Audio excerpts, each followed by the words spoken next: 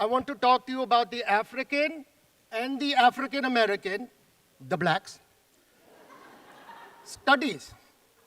It is very important to talk about the African American studies. Yes? All right, I don't really talk like that. Why did I do that? Why do I do that every semester? Why do I do that in addition to a bunch of other skits and impersonations and personas every single semester? To illustrate how we prejudge the essence of prejudice. Prejudging people.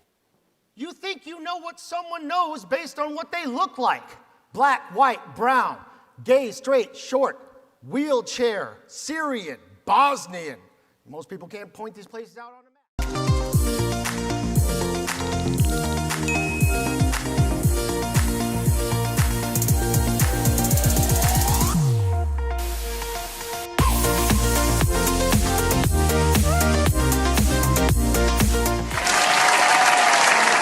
Abraham Lincoln once said, "These men want the same thing, fairness and fairness only." Welcome to the Small Talk. I'm your host, Marwan. And on today's episode, we're going to be talking about the protests that have been taking place all around the country after the death of yet another black man, George Floyd. Joining us, we have multiple distinguished guests today, including Dr. Kush K. Bhardwaj, who was named the top-rated African-American study professor in the nation by Rate My Professor. Let's get started. Why is there even a protest? I feel like I'm a public servant. Like, it's my due diligence to go out and I've said it before and I'll say it again. I feel like I've created a voice for myself to use for those who are underrepresented or misheard or never heard at all. You see videotape of a police officer just murdering a man for 9 minutes on his neck. It's the kind of thing that just gets you just riled up. That's how people are treated. That's how Black people are treated by the police.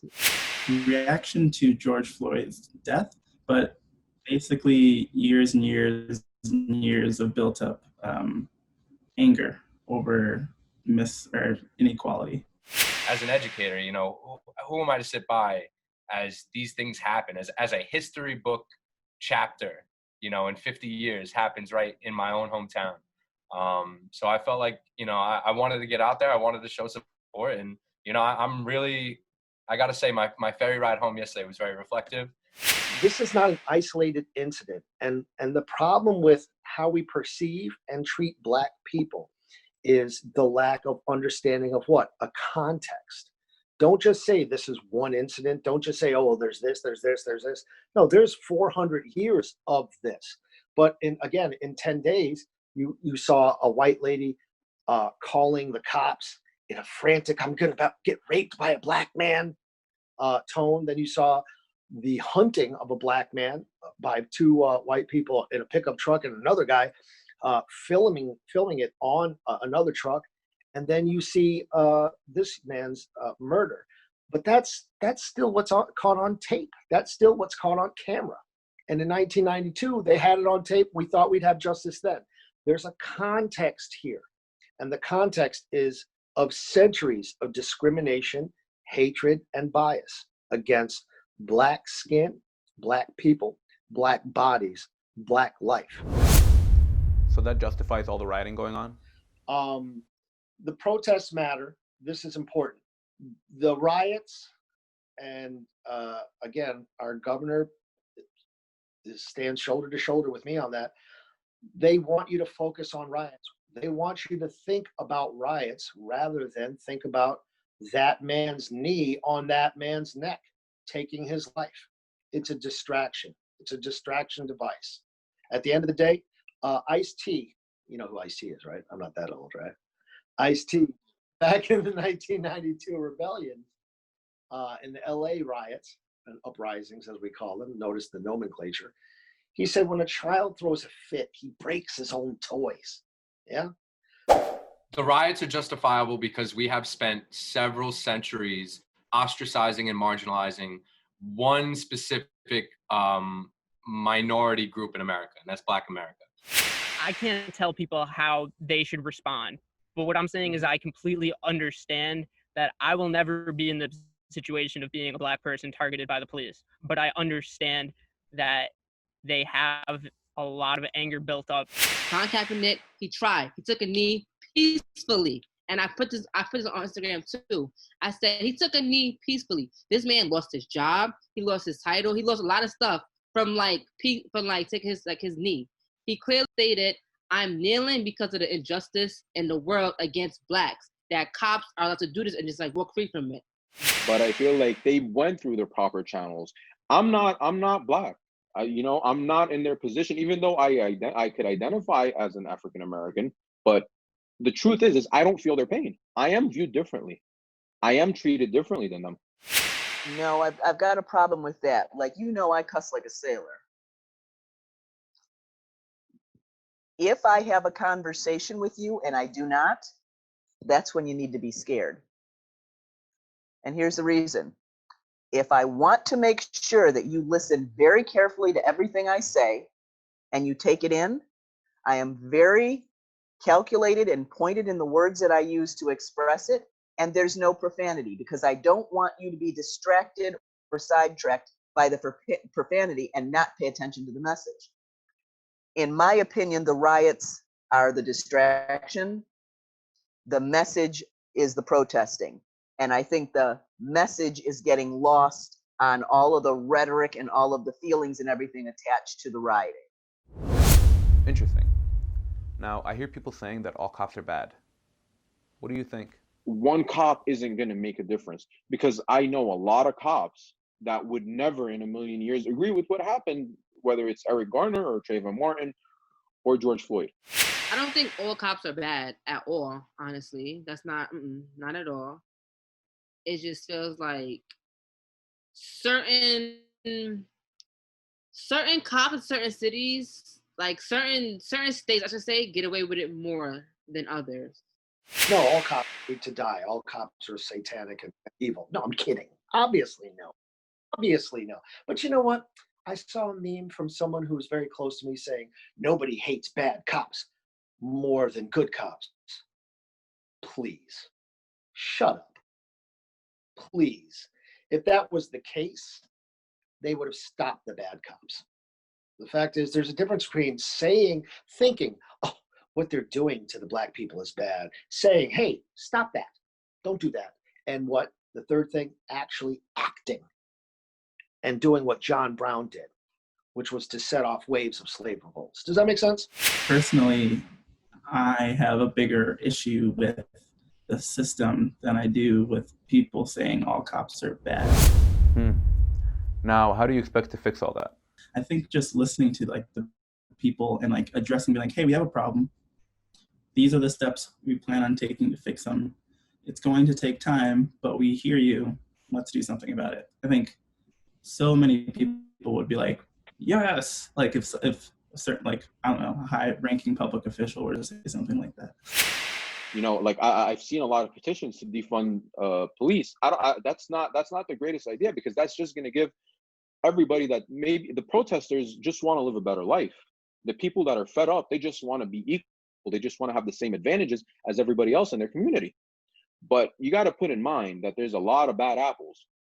Unless there is concrete action with a deliberate, intentional strategy for mobilization and people to actually get stuff done, this could just be yet another blip like it was in 1992 and a bunch of insurance claims from companies. And, we have a definitely a different situation with national leadership and the perception, please make that connection, the perception and the treatment of the you almost had me say rioters, of the protesters. A big systematic change. Like, it needs a big change. Like, why are they letting Donald Trump do whatever he want in office? When Barack was in office, they kept shutting his stuff down. Trump could go in there, say anything, just be racist, blah, blah, blah. They're not saying anything to him. So, yes, I just feel like we need more Black people in office to help make a change. if we hold police officers to the same regards that we hold ourselves to the United States Constitution, as well as the laws of our state, the local laws and everything, this will not be an issue right now. Pam, I know you have kids. How did you explain to them all of this while they were growing up? And you know what? It's very difficult to be in a position to straddle the line between being able to tell your child, the police are your friends. You know all those lessons you learn when you're in kindergarten? The police officer is your friend. If you have trouble, go to the police officer. But then I have to temper that and I say, if you have a trouble and the police officer is around, make sure you don't have your hands in your pockets. Make sure if you have a hoodie on, you take the hood off of your head. Make sure that, and all of those kind of things, just so the officer doesn't take you as being a threat, which is dumb that I have to do that, but that's reality. My son learning to drive and me telling him, if you get pulled over for speeding, for whatever, and I'm not talking about like a criminal offense, like an overtly like physical kind of offense or anything like that. I'm talking about a traffic offense. Put your hands on the steering wheel. Why? So that there's no perception that you have anything that's covered, that's dangerous, that's going to be considered a threat to those that pull you over. Why? Not because I think they all do that, but the ones that do don't have it on their forehead. You don't know which ones they are. So you have to act accordingly. And it's really stupid that the fact that you have to bring your kids up differently if you choose to have them in an area where they get all of the opportunities that you want them to be exposed to, suburbia. It's sad when the people that are supposed to protect you are the ones you feel threatened by.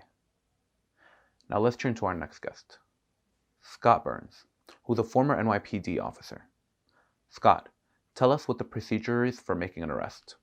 20 years in the NYPD taught me that when you have probable cause to make an arrest, you cuff the suspect, you read him his rights, and you take him back to the station house for booking, which is usually fingerprints and photographs. And if possible, you have a supervisor respond to the scene so something like this doesn't happen. Okay. So when are you trained to use force or even discharge your weapon, for example? Well, there's really only two instances. The first one is if I fear for my life, the life of my partner, or the lives of the community I'm there to protect, I could use reasonable force to stop that threat.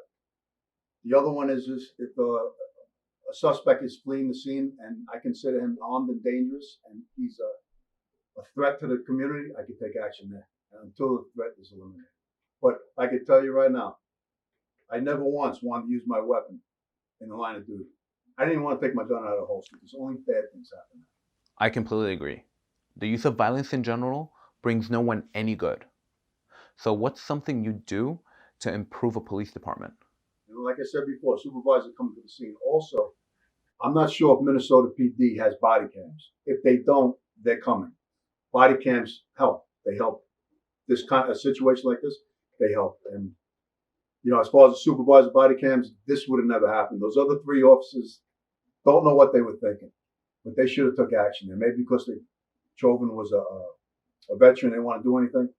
They're wrong. They're all going to face murder 2 charges, and George Floyd should still be alive. May his soul rest in peace. Now, what's some advice you'd give to new cadets that are joining the force? Listen while you're in the academy, and you got to prepare for these kind of instances. They're going to happen. They're going to come up, and you just have to think straight, and you have to deal with it. You're not sure what's going on? Call the supervisor to the scene. That could eliminate a lot of problems. But just listen to the suspect, listen, or to the community, and don't jump the gun, so to speak. Now, guys, anything else you'd like to say to our viewers? I just want everybody just to pay attention to what's going on right now, because you have a lot of peaceful protests and you're seeing them being disrupted with even more police violence, even more police brutality. I don't want to get too political, but you're looking at a situation where we might be seeing military coming in against American citizens. And that's the kind of thing you see in Syria. It's the kind of thing you see in Turkey. It's the kind of thing you see in North Korea. That shouldn't be happening in America. We should be listening to our peaceful protesters who are using their First Amendment. I would just say to all, especially youth, think about the things that you do, how they affect others, the things that people around you do and how they affect others, because even when you don't participate in something, sometimes you create a problem in that the people around you take your silence for being condoning approval. My late mentor, one of my many, Dr. John Mohawk, said, most ignorance is willful. Stop being willfully ignorant. Actually have the will to become educated and actually listen and learn. Because if there's not justice for African people, there's not justice for anybody. And these things that we've seen in the last 10 days and 2 weeks, they're going to happen. They happened in the 90s, they happened in the 60s. Maybe they'll happen 5, 10, 20 years again and again and again. But at some point, things have to change. And the change starts with you and how you think about how you've been trained to think. I'd like to thank all our guests for joining us today. And remember to like, subscribe, and leave us a comment. Tell us what you think of this topic. Are riots justified? Here at the Small Talk, we stand for no more discrimination, no more injustice, no more inequality, and no more murder. And that's our Small Talk for today. Until next time. No more. No more. No more. No more. No more. No more. No more. No more. No more.